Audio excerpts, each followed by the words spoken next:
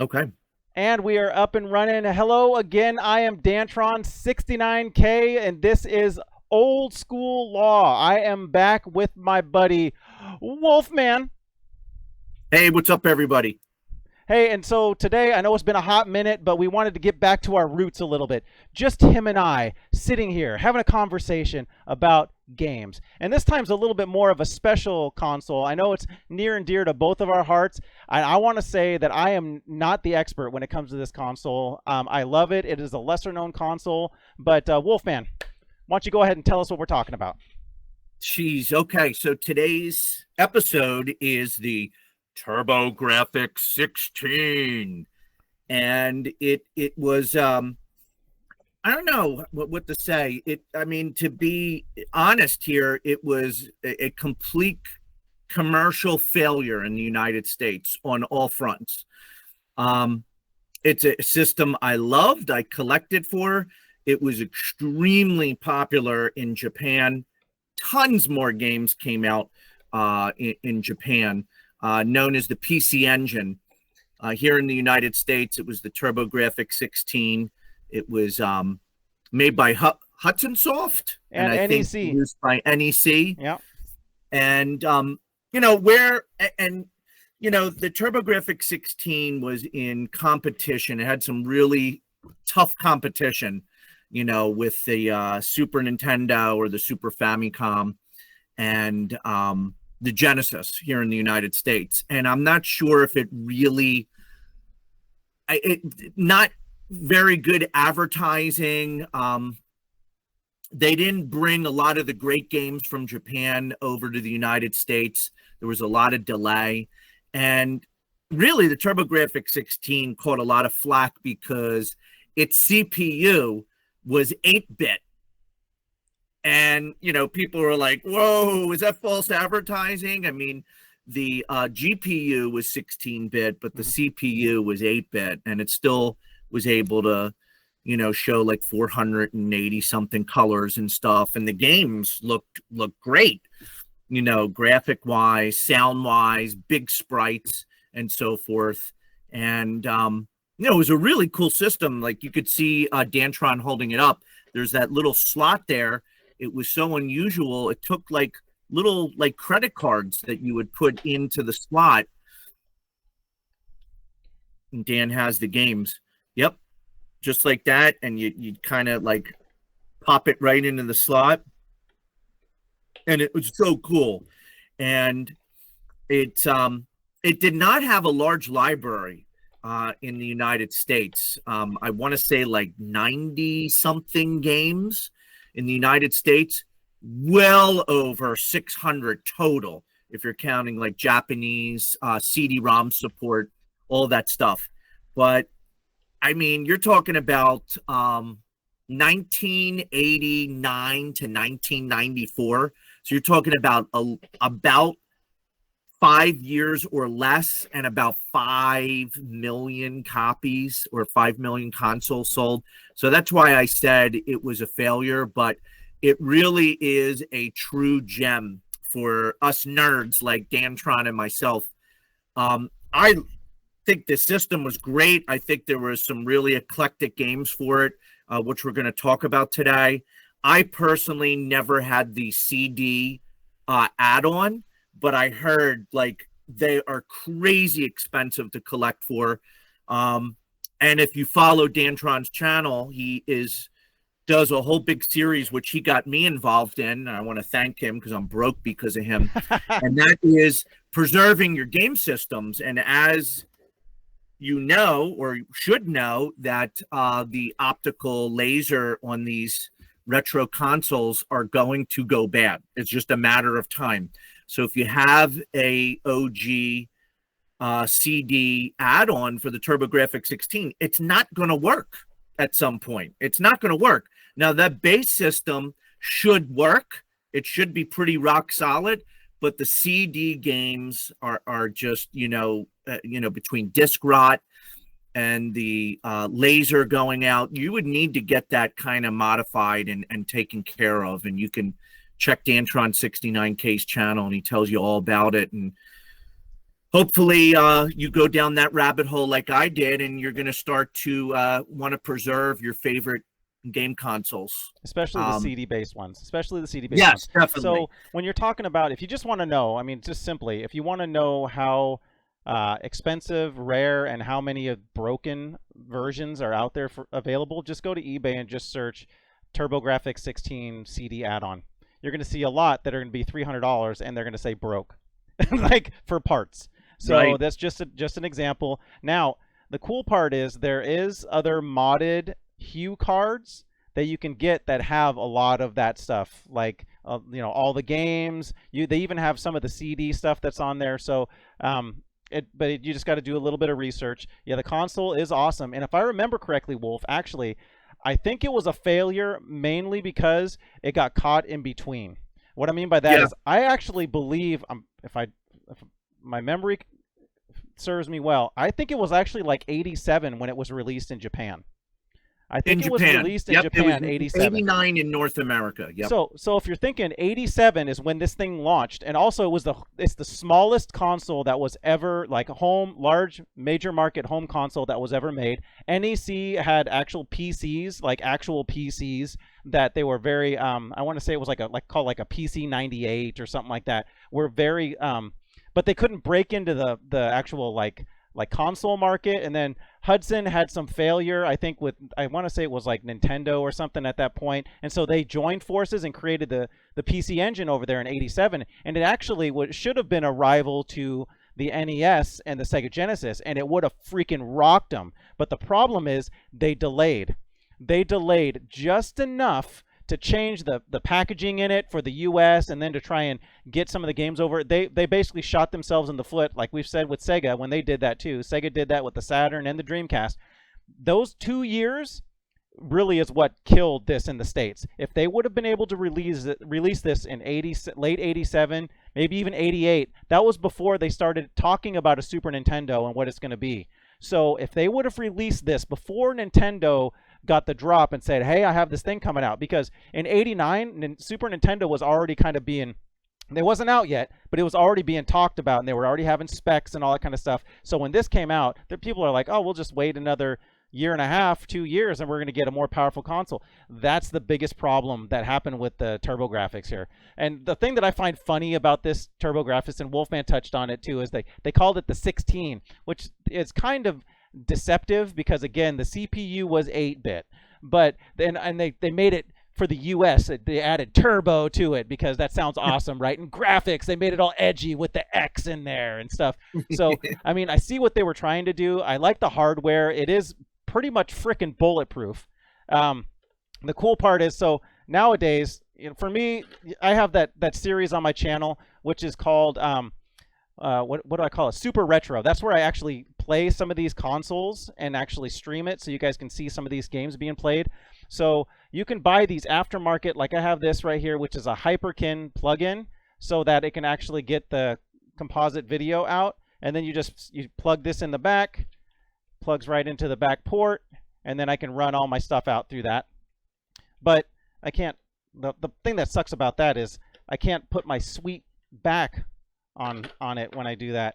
But anyways, and I'm not modifying this back. That's staying the way that it is. Also, the cool part that I think, since Wolfman doesn't have, that's another story. We'll go into that in a second. But the controllers were really, really cool too.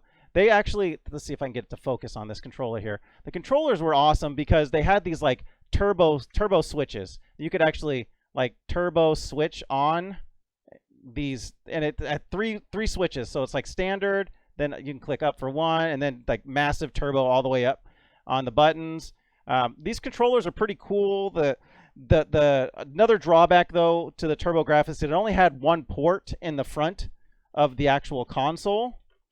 So if you wanted to play multiplayer, they had this like multi-tap that you could plug in there, and then it had 4 ports, and you could play some games that had 4-player options on it. But, Turbo tap. Yep, the turbo tap. Yep. Yeah, that was when I got married. So when we first, so I got this console because there were 2 consoles when I got a little older, and I wanted to make sure that I got these consoles. No question. Actually, technically 3. It was I had to rebuy my Sega Saturn. I wanted to get a TurboGrafx, and then my Neo Geo. So those were the three must-haves for me. So I got those ones, and then the TurboGrafx is great, but it kind of sat on the back burner. But like Wolfman said too, it is a bulletproof system, lots of fun. The graphics pop, the sound is good. I really like it, and it is an underappreciated console.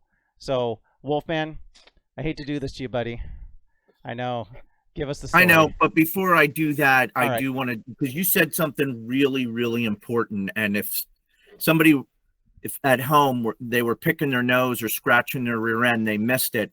And that is, if they had just timed it better, they could have really had done something in the market, because they had a really cool mascot with Bunk. Yep. And they really could have did some neat things with it. I mean, Bunk had several games, even had a shooter called Air Zonk, based off of Bunk, and they just kind of dropped the ball. There was too much delay from Japan to get the crap over to the United States, and it killed them.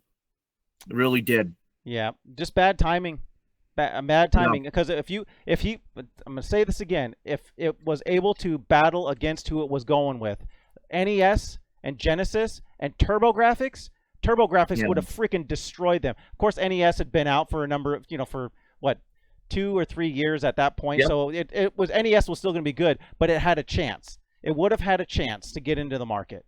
But they really never had a chance to get into the market over here. Now in Japan, that's totally different story, because again, when was it released? 87, and it was against those two, and that's one of the reasons people just like, freaking, this is great. The CD add-on wasn't super expensive either when it first came out, so it was really easy to pick up. The games were fantastic, but and that, I want to say that was one of the first like CD based console pieces, wasn't it? Because Genesis had a CD, right, didn't the it? Sega CD.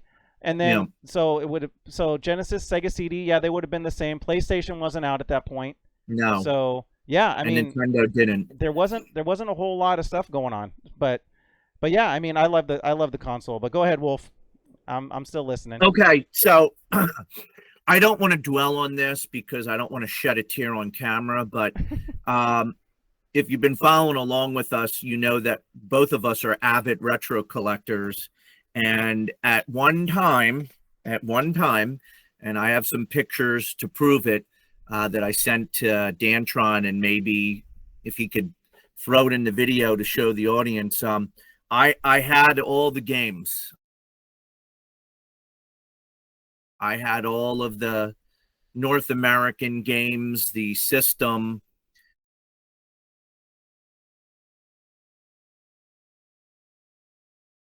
I had the Turbo Booster,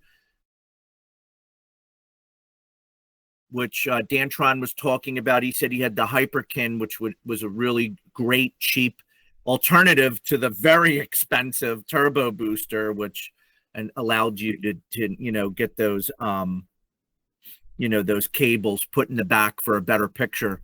And I also had the mini the Turbo handheld Turbo Express, which that's the one that really hurts. I can't even look at the camera when I talk about this, because I actually really like that. And this was before Dan's channel. I actually had that sent out because they're notorious for capacitors going bad and the audio going bad. And I had that fully serviced. I mean, that was working like a champ. I had the box, the manual, God darn it, I had everything. And it was so cool because you just grab your games. It's like Dan talked about on that one episode when he showed which I think is so cool, the Sega Nomad. It was kind of like I guess, the TurboGrafx answer to that. And you could play your games on the go, and it was in full color, and the screen looked great and sounded great as long as everything was working all right. And it was, and like I said, to make a long story short, this is how I got to know Dan and became good friends with him, because I wanted, you could see it behind me, is my arcade that I got through Extreme Home Arcades. My wife wouldn't let me get one. I wanted one. And I said, I'm going to raise my own money. and I hadn't played the TurboGrafx 16 in a long time. I hadn't hooked it up. It was not hooked up. I have a lot of systems hooked up, and that was not one of them. And I said, oh, maybe I could let that go. So I sold everything to a collector in New York, and they drove up in a truck, and I had everything laid out, and they came inside, they inspected everything, and everything looked good. And guy gave me a check for like 7,000 something dollars.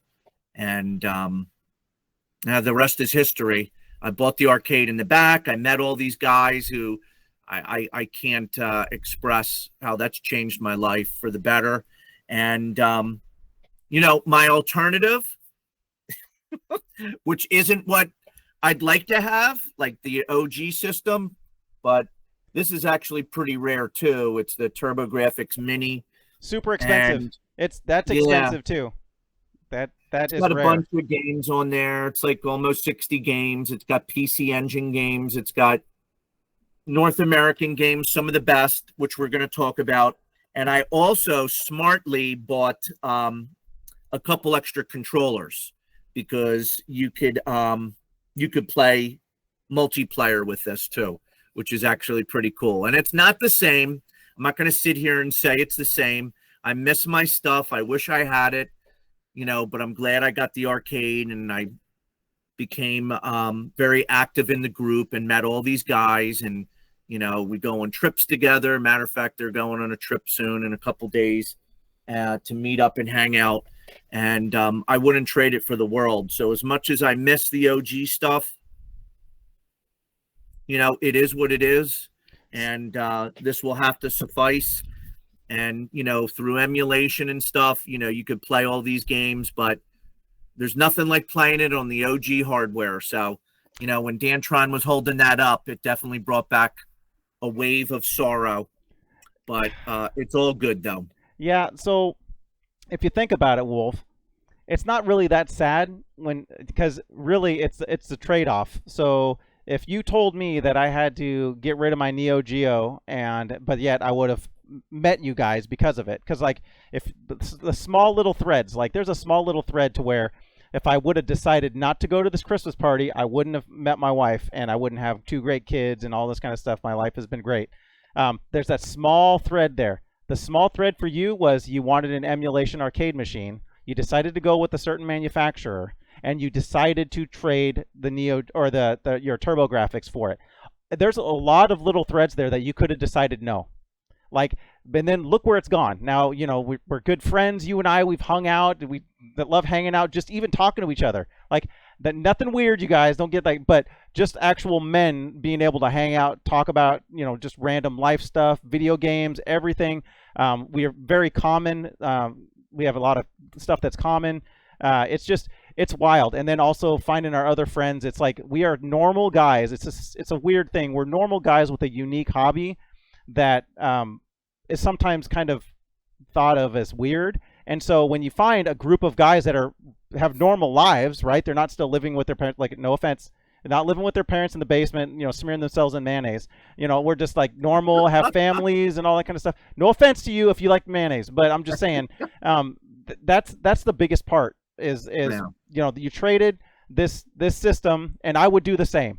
Like if it was like, hey, you could go back and you wouldn't have the friends you have now, but you'd have to trade one of your consoles for them, I would do it hands down, heartbeat. Yeah, I agree.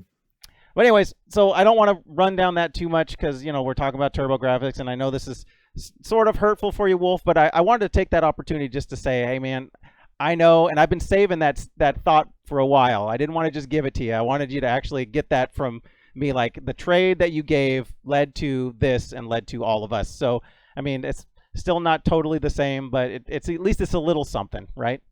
It really is. I mean, just, you know, just about a week and a half ago, I was playing with Dantron online. You might even see it on his channel. We were playing, I forget what it's Space called. Marine 2. Warhammer. Yep. Warhammer, something for Space Marine 2. Yep. And I never would have done that. I never would have played a multiplayer game. And I enjoy playing it. You know, I'm totally into the multiplayer stuff now. We still have to get my Steel space Battalion. the Steel Battalion hooked up. At some I did point. not forget about that. Yep. Like that is going to happen at some point. I've not forgotten it. Matter of fact, my son keeps asking when you're going to hook that up. So I'm getting it from you and him. It's just it's just a matter of trying to find some time and some space where I have my Xbox hooked up is at the hub, like in our living room, which is really like narrow. And it's just, I got to find time when no one's home and I could hook that up and have the dog put away and in theory, all that good stuff. In theory, you can hook it up to your downstairs TV. It doesn't have to be online, and you can play the original Steel Battalion. Oh, really? Yeah, you have it on your console, so because you have a modded Xbox, so you can hook it up and not go online. Oh, yeah. You just can't play Line of Contact, the online TV. version. So if you and your son want to see it, that's the one that you can. Yeah. But you and I talked about this, where my cable modem is. But you don't need the cable modem at the moment. Like you can play the original Steel Battalion because there's Steel Battalion. Oh, yeah. Then there's the online. So if you wanted to just play it, you could. That's all I'm saying. That's true. Yep, you're right. Definitely. Yeah. So I don't know what you wanted to do next. I'm sure Dantron's got some cool games he wants to show you and stuff. We're just going to talk about a couple of our favorites. You know what, Wolf? I want you to just pick one. You can look at the back of your twin or your little mini, and because I know you had all those games, and just kind of glance through them real quick and tell me what's one game that stands out to you that you can talk about.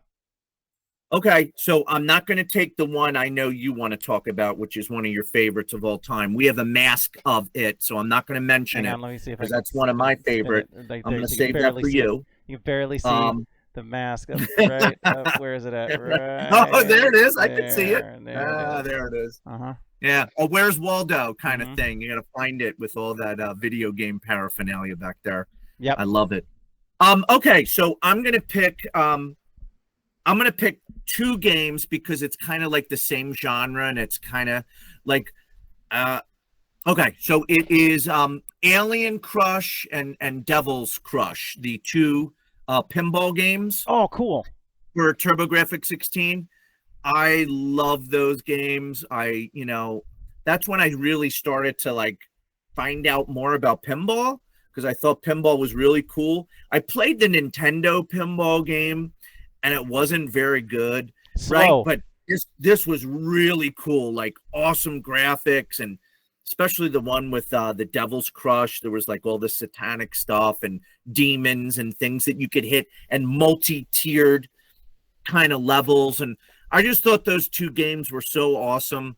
I mean, those were gems for me. I would always go back to them. It's just mindless kind of fun, kind of like a Blazing Lasers or something. You just sit down and pop in a game and, like you said, you had the turbo thing, so you could have like the auto fire going on and play all those great shooters for the system. But I promised, I'll just keep to that, and I'll let you go next because I could go on and on about the games.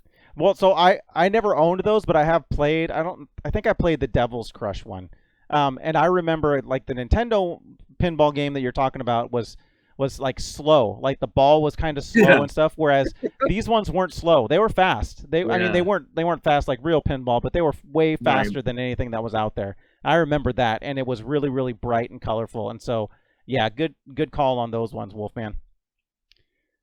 I will go into a game here that I really like, and I have to get a second controller to really enjoy this one like I remember playing it in the past. And I've played it on my retro on the Super Retro, and it's Double Dungeon.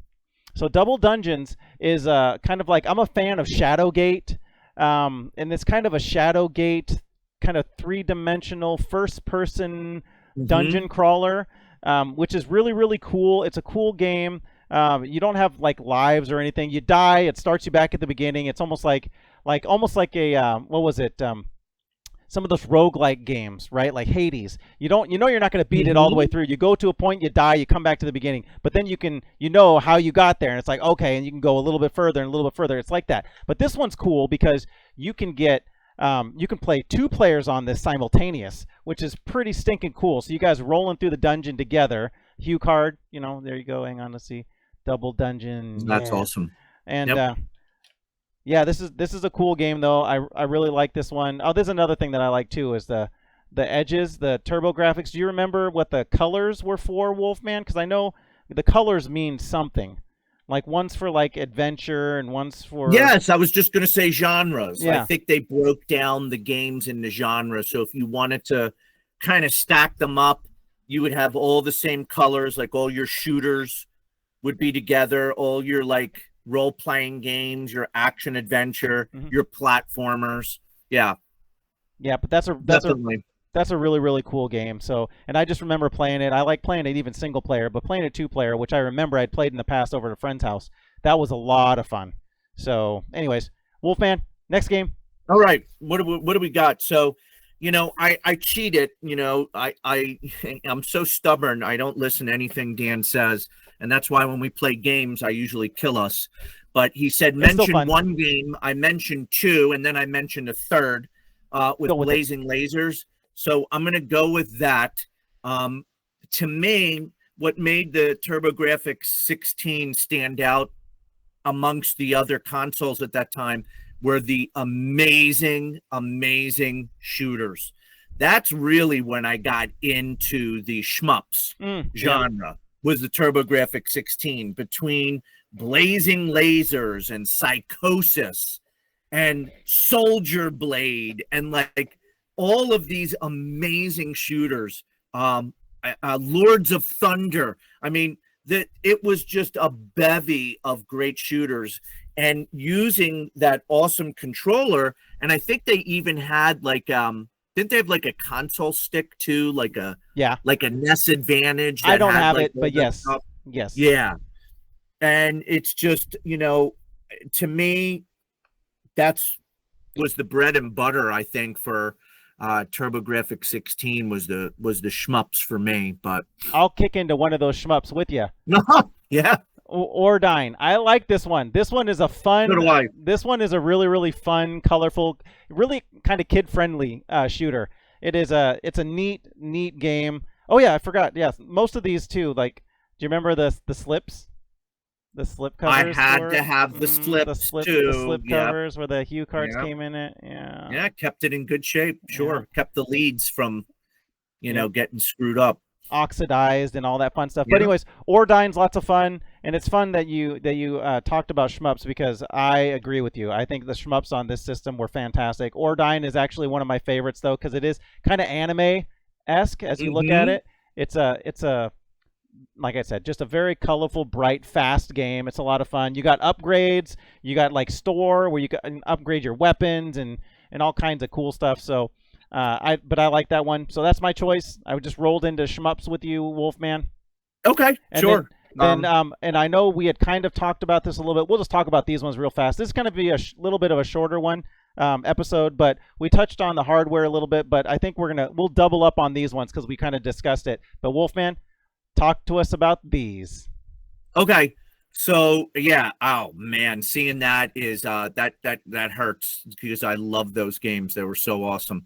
There was another one too. I don't know if you have that, Dan. Bonk 3? Bonk 3. I actually had the cardboard box. You could probably see it in that picture I sent. And boy, was that expensive if you had those cardboard boxes with the, because the way, Dan's just showing you the hue cards, but they actually come, there you go. They come in what looks like a CD. You have the cover art, the manual.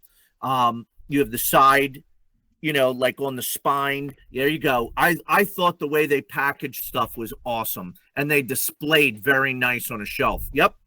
Perfect. So you have Bonk, right? You have Bonk's Revenge. You have Bonk 3. And then if you want the quadruple, you got Air Zonk, which to me was one of the best shmups that had Bonk in that game. I will tell you, Air Zonk was probably one of the top 3 games for TurboGrafx for me. Air Zonk is awesome, and I want to get it. I'm just going to tell you, I don't own it. I've looked into getting it, but it's freaking expensive, dude. Well, luckily for us, TurboGrafx, the hue cards, they're not super expensive. Like the games, luckily for us, are not super expensive. So you can get some of these games, but it's more on the upper tier. Like there's there's really kind of cheap ones. Then there's a lot of mid tier, and there's a few. I would say probably the overall top 10. Really the big top 10 games on the TurboGrafx are the ones that are going to be a little bit more expensive outside of the Bonk or Bonk's Revenge, because they made so many of them. So those ones are going to be, and those are going to be, top 20 probably games, top 15. But yeah, Air Zonk is one that I remember playing a lot, and I liked it, and I've looked at it, and it's just still too much for me, and because I have to get it with the case. I have to get it with the case. I have to get it with all that stuff. I don't want one with just some random case. It has to be the actual case, So I don't know. And they look like they're in good shape. You're holding up the games, and that's something I love about Dan. He's a lot like me. We're very fickle and picky with the condition of our stuff, because I'll tell you, it is rare to get the games like that. Those spines get screwed up. Those stickers on the side. Yep. There's a couple I had to get replacement stickers for because I couldn't find them again at a reasonable price. And those stickers look like they held up pretty well. Yeah, there's a do I have any that really don't have good stickers? I don't. All of mine are pretty good. All of them. Yeah. All right, so Bonk, that was another one, and then I just have one more game for me that I want to talk about with the TurboGrafx, because you can't say TurboGrafx and not talk about this game. I will say this is the one game. When I said I was getting a TurboGrafx, this was the first game that I bought with it. I'm kind of a completionist, and an exhibitionist too, I guess sometimes, but a completionist, and this was the only console that had the first version of a franchise that I freaking love, and we already gave a little hint back over here. Where is it at? Back over here. Mm-hmm. Those that know that is Rick's Mask from Splatterhouse. So that's from the remake, but the original Splatterhouse was on the TurboGrafx 16. Now, a lot of people remember playing Splatterhouse 2. That's the biggest, most popular one, and that was Sega Genesis. Splatterhouse 3 was actually, I think, better. If I had to go through all the three Splatterhouses, Splatterhouse 3 was the best on the older, 8-bit console, or 16-bit. Yeah, 8-bit, 16-bit, because this is 8, right? Mm-hmm. But Splatterhouse 3 was cooler because he had more moves. You could Rick could grab things and throw them and do combination attacks and all kinds of stuff. So he could do a little bit more. That's the reason why I liked that one. But this one still holds a special place in my heart because it is the start of one of my favorite franchises, and it's really easy to get into. It's fun. It's Halloween month right now. This is one that you can just pick up, you could play. It's a lot of fun. I know, Wolfman, you like this game a lot too. Oh my God. There's the card right there. Yeah. Boy, that drums up great memories. I mean, that's an expensive game that Dantron's holding up to. And his is in great shape. That game, I think, is well over $100 in the condition that it's in right now. I could be wrong, but last time I looked that up, yeah, it was $100 all day long. Yeah, I'm gonna look it up now. Yeah, I'm pretty sure it's around that still too. Yeah, it's one of the more expensive Splatterhouse or TurboGrafx games usually, but anyways, it's one that I had to have. You couldn't get it anywhere else, and it still plays great on TurboGrafx. So, but yeah, that's the last one I got. So to talk about, I got more games I could talk about, but I just give you a little flavor of some of the good ones on here. What do you got, Wolf? So, geez, I'm trying to go through in my head. You got games you had Space Harrier for TurboGrafx 16, which I think looked a hell of a lot better on TurboGrafx 16 than it did the Genesis. Yep. Agreed. You got Galaga 88. Yeah. Yep, which was really cool. You had R-Type. You had Victory Run, which was a cool racing game. You had Bomberman 93. You had the Newtopia games, which were kind of like Zelda, kind of like their answer to Zelda, which they weren't very good, but yeah. The flop jet, remember JJ and Jeff? Oh yeah. And Did you have that yeah, one? there's another genre that I actually think doesn't get enough love, and that's the sports game genre. Yeah. TurboGrafx. There was some Yes. good sports games on there too that I really enjoyed. There's some football games and stuff that were a lot of fun. So Yeah, I'm trying to think. What were they called? Were they like TV? No, TV sports or something? That's it. Yep, that's right. TV sports football, TV sports baseball, and they were pretty cool. The yeah, graphics were pretty awesome, I thought. TV yeah, sports football, yep, awesome. You have them. That's sweet. Of course, it's a Hudson soft, so you have to have Adventure Island yeah, was on right. the TurboGrafx 16. Yeah. That was great. Didn't you say that you like hated this game? Or I could be wrong. Ninja Spirit. Oh no, Ninja Spirit's fine. It's Ninja Combat Oh, on that's it. Neo Geo Combat. that I'm not a fan. I That's mean, it. I'll play it, but it's not one of my favorites. It's still yeah. I don't know. Here we go, Ninja Yeah. Combat again. It's like my NES Ninja Turtles for whales. It's like one of those ones you bring up and you're just kind of like, Right. grr.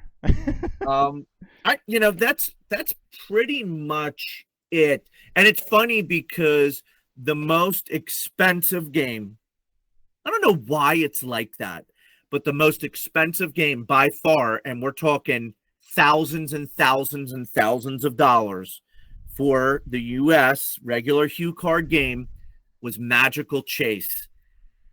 And did you ever play that game? No. It's probably No super way. expensive because there wasn't any game. It probably was terrible and they didn't sell any of them. No, man. Was it good? Well, you're right. I think it was a low print run because I think it came out towards the end of its life. But it turns out that game is awesome. It's like that little Sansom for Okay. yes. Yeah. Great platformer, came out later. A lot of people didn't get it, low print run. Mhm. But you have so many different ways that you could play that, Dan. So I challenge you to definitely play that game. If you like Airzonk, Okay. Magical Chase is like All that's right. like the cat's meow for that system, but you just can't get it. It's cost prohibitive. It's impossible to find, and those people that want to sell it are selling it for, complete. It's like probably $5,000-6,000, maybe even more. I don't even Crazy. know. It's insane. So But yeah, go ahead. yeah, I was gonna. So I wish that I had the CD add-on too, because we can't talk about TurboGrafx without talking about a Castlevania game that Oh, that came out, and it mm. was a system seller for the CD add-on for TurboGrafx and PC Engine. And Wolfman, why don't you tell him? Jeez, I don't know if I could pronounce it. Sure you can. Rondo of it- Blood. Oh, okay. No, I was thinking of Ajag Kubama, like the Japanese version, Right. which they say is better, but I think it's the same thing. Yeah. The Rondo of Blood. So yeah. so that's going to be that would be the Yeah. only reason that I would really get. I mean, there's some. I want to say, didn't they come out with like a Street Fighter 2 or something on there too at some point? I think that I think towards the end of it. I didn't have the CD, so my knowledge of that is not great. But I know there was other fighting games that came out on it, and they were starting to get into some CD-based games. And I know there are other good CD-based games. But when I think about TurboGrafx and I think about their CD add-on, I think about Rondo of Blood. Yeah, that's a great. That's a great pick. game, and it's called Dracula X. I want to say, wasn't it on the Yeah. on what was that Super Nintendo? Did they come Super out with? Nintendo. Yeah. That was the inferior version, though. That was Rondo of Blood is compared the way to Yeah. play that game Yeah. on the TurboGrafx or PC Engine, and so, but it's just not for me. Again, we talk about console wise, like it's cost prohibitive on a lot of these things. Now, I do have to say, light at the end of the tunnel. It does appear that costs of games and systems are kind of starting to normalize, I think, a little bit more. Yeah, they're not as cheap as they used to be, right? So you could get like a N64 for like $25-30. Now they're going to be just by itself, no cords or anything. You might be able to find one for $75-80 full chords and everything working might be 120, which is better than when it was stretching up to 150 for a while there. I know TurboGrafx 16s. I want to say this console with all the hookups and everything, I think at its peak it was probably hitting around 300 or so. Now I want to say it's Sounds about right around 225. So it's I mean, if you think about it, 225 is like the cost of, with tax, two nice pairs of pants. I mean, seriously, that's when you think about it. So it's not super expensive. You have, other things that you pay a lot more money than for this, but is it worth it for this? I don't know. We're gonna get to our rating right now, and and we'll kind of go through that. Wolf, do you have anything else that you want to talk about with the TurboGrafx or the CD before we roll into how we want to go? I was right, but I couldn't pronounce it. Do you see the one on the left? Akamuja Dracula X. Yeah. So that is the premier. If you're going to get a version, the PC Engine version's the best, because I think it had like an additional level and the soundtrack was better. Like there was just a couple things, like more cutscenes. There was more stuff with the story. I mean, Rondo of Blood's great, but if you're going to get a version, that's the one to get. But I'm sorry, what did you say? No, but thinking about that though, if you're going to get that though, you need to be able to speak Japanese, be good with Google Translate, or you got to get an emulated version that has a patch applied to it. I mean, what good is having a Castlevania game if you can't understand what they're saying? So that's true. That's just me. So, but I'm good. What are we ratings? What are we doing? Doing ratings. So, again, we like to go through. We haven't done this for a little bit, but we're talking about a new console that we haven't discussed, and we're talking about collectability. So, basically, there's going to be three things that we talk about that's going to give it a rating scale. We go A through technically an E or an F, right? So, so we're going to talk about availability of the console and the games, the cost, and then do the games hold up today. So I sat and thought about this quite a bit today, actually, to see where the TurboGrafx falls into place. And I'm actually going to give it, my grade overall is going to be a B+, actually, because it holds up really well. If you find one, it's most of the time going to still be working, kind of like the older consoles. There's very few, put it this way, you will find a lot more working TurboGrafx consoles than you will any of the CD-based consoles. It's a lot more of a sturdy and hardy console. The games aren't super expensive. Most of the time they're going to work, and if they don't, you can usually just do a quick little cleaning on them. I've shown how I like to do that, and they'll most of the time work. It's just and the consoles are not super hard to find, but that's one of the reasons why I dropped it a little bit. Is the console, it can be a little harder to find, and some of the games can be a little bit harder to find because, again, such like a low run. I mean, in the US, it was what, 4.5 years? So that's the biggest drawback, but I think it holds up better than even some NES games. So that's why I gave it its rating. It was fluctuating between a B or a B+, but I'm bumping it up a little bit to a B+ because the controllers are awesome, the games play great, they work, that just works. But, and again, another knock on it is you have to get one of these type of adapters, though, to be able to play it on modern TVs, or get an adapter that goes to HDMI or something, which these aren't super expensive, so you can get these. But yeah, so that's what I got. Let's go. Wow. Okay, I'm flabbergasted. I really am. I'm shocked. Okay, but I also agree with everything that you said. I'm just your grade kind of shocked me. So for me to be honest, and because that's all we are on the show, I'm gonna say a C, for lots of different reasons. I mean, first off, if you want to collect this, good luck. That's all I'm gonna say. I am somebody that avidly goes out and looks for retro stuff. It's nowhere. You don't find TurboGrafx. You don't see it in the wild at all. So good luck trying to find it in the wild. Now, if you want to go to eBay, you could get what Dan held up. You could get TV Sports Football, TV Sports Baseball, JJ and Jeff, Power Golf, like a lot of the sports stuff, some of the more common games like Military Madness, relatively cheap. and then it just like boom, like you hit a plateau with some of these collectible games. And you're talking about 92, 93 games for the United States. So it's really tough to collect for. You can, like Dan said, get a system at a relatively cheap rate. You could get the controllers, but good luck trying to get the add-ons and stuff. I think the games hold up. I agree with Dan. They look great. They play great.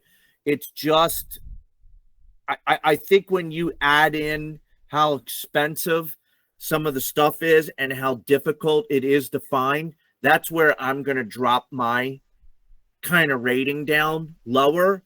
But I agree with everything that Dan said. I mean, it's a great system. I still wish I had it.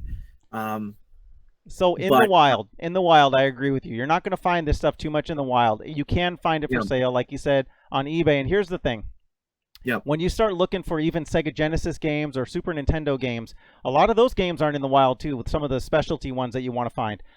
Excuse me. You're not going to find them. So you'd have to go on eBay or whatever. And cost-wise, believe it or not, a lot of these games for TurboGrafx, the higher end ones, are going to be right at the same cost as like SNES games or the higher tier Sega Genesis games, or even a little less than those. That's why I'm saying you can still get these things, and their costs are not going to be. But see, I pay attention to this stuff all the time. Like, there's certain games out there that I want that I just watch. You can't find in the wild, and I'm basing that upon it. Like, there's some great games for TurboGrafx, like Air Zonk, for example. I just looked it up. I can get Hue card only for about right around 120 to 150 bucks, working Hue card only.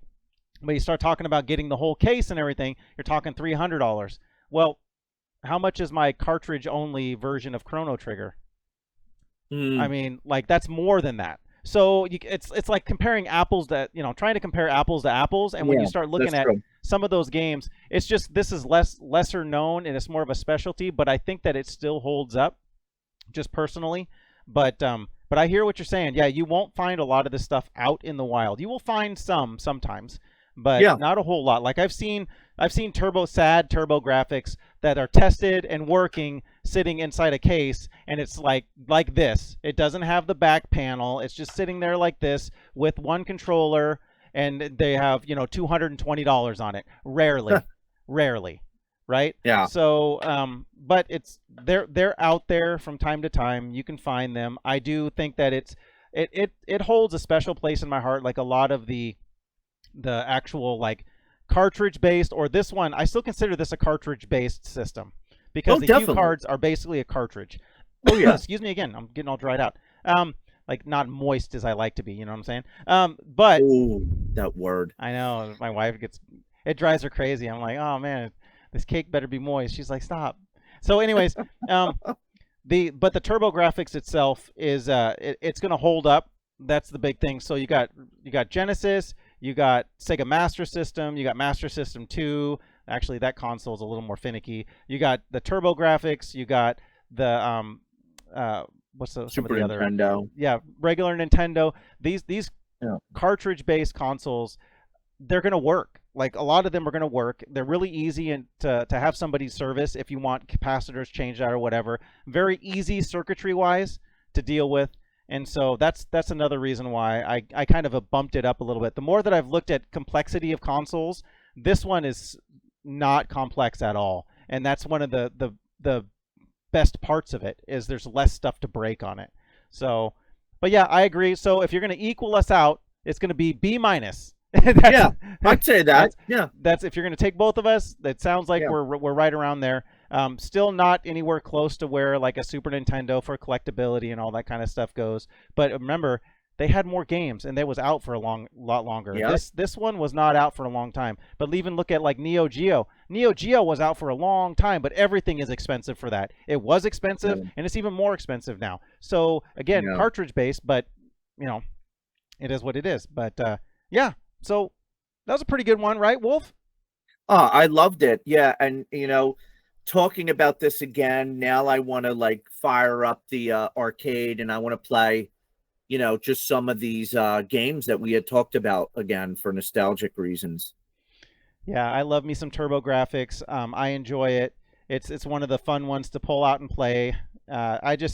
I don't know. There's certain consoles and certain systems that do that for me, and TurboGrafx is one of those ones. It's like I don't play it often, but when I pull it, I'm like, you know what, this is freaking awesome. So, anyways, I just wanted to say thanks again, Wolfman, for hanging out. And this is a little bit of a shorter one, but I just like to just hang out with you and talk games and maybe introduce somebody out there, like I say it all the time, all 6 of you that watch these videos that want to experience something a little different. TurboGrafx is a ton of fun. If you come, let's just say you're out in the wild and you find a store that has one, ask them if you can just plug it in. Ask them if you can plug it in. Try a game. They'll let you, usually. And then you'll play it and you'll go, you know what, this is pretty stinking cool. And even if you only pull it out and play it every couple of years, it's most likely going to work every single time you pull it out and play it. And it is a great looking console that doesn't take up a lot of room, that can sit there and just look awesome too. So, and pick it up too. I mean, definitely. I mean, my rating was a C, and it's mostly for collectability and how limited the library was. But the games are so quality, there's a ton of just really awesome games. It's so worth picking up. I might have been actually harsh. I'll probably go back and say, I don't know, C was harsh. No, we're probably good. would have B been minus for both of us. We're yeah. fine. That's good. Yeah. But it's, if you see it, I'd say scarf it up, because it's one of those things that as long as you have the composite cables, you could play that system forever, man. You could throw it off a mountain and it should still work. Actually, it's more like a Frisbee. It's super light. It would probably fly pretty good, actually. I mean, I'm not going to test it, but... No, not at all. But anyways, Wolf, I love you, man. Thanks for coming and hanging out with me. It's been too long. We got to get back to doing more of these. I know we got a couple other hot ones that are going to be in the pipe. There's still my peripheral episode that we need to run on. There's a couple more consoles that we still want to cover, and maybe even do a couple more supplementals. There's a couple other ideas that are rolling around that I'm really excited about to bring some of the other guys back in, and I'm pretty hyped for that. So again, Wolf, thanks, man. This has been a pleasure as always. Oh, one last thing. We already mentioned it. Please, takes 2 seconds. Go to Dantron69K on YouTube. He streams on Twitch, and they're a lot of fun. He's super entertaining and funny, and I always get a laugh every time I listen to him. And the stuff that he's putting out, I think, is cutting edge. Matter of fact, a lot of other YouTubers rip off of him. I'm just going to call a spade here. Like some really great ideas that Dan came up with first, like I was thinking of the chainsaw episode with the lap cam, and you going through that. I mean, that's your stuff. I mean, that was your idea first, and then these bigger channels, they kind of vulture and pilfer off of channels that are getting started or smaller but are growing, and it's he should get credit for all the cool stuff he's doing, especially the console preservation type of stuff, which is really cool, I still want that GameCube. I mean, that's still on my radar, but like I said, it takes a couple seconds to like, subscribe, and every now and then, actually pretty often, you'll see a cool video or something that he does on Twitch, and it is really, really awesome. So thanks, man. I appreciate it. I appreciate it. But until next time, everyone, and Wolfman, peace.